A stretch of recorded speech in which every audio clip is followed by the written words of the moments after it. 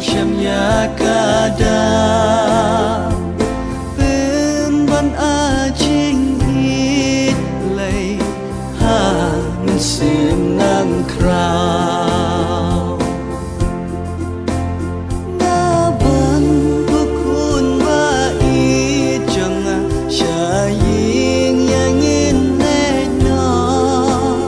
kat ni kaspa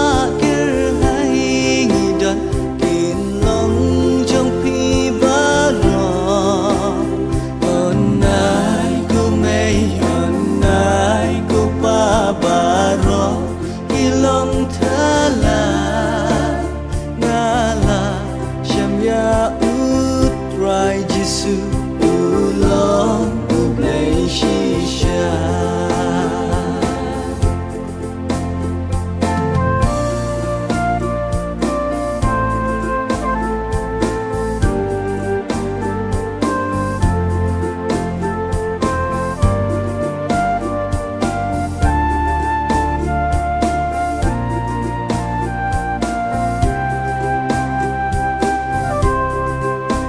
là bên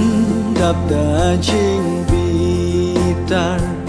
ca yên hi ba ro niềm là chu đã cung quay tăng ban bên yap no klem shap tiếng klem kinh ran shu jisu ka phai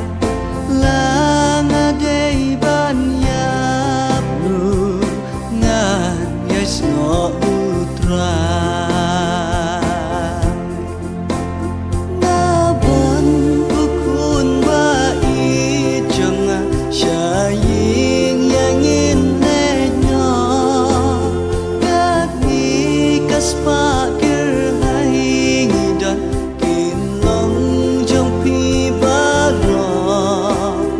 on nai ku mei on nai ku pa ba long thala ngala shamya utrai jisu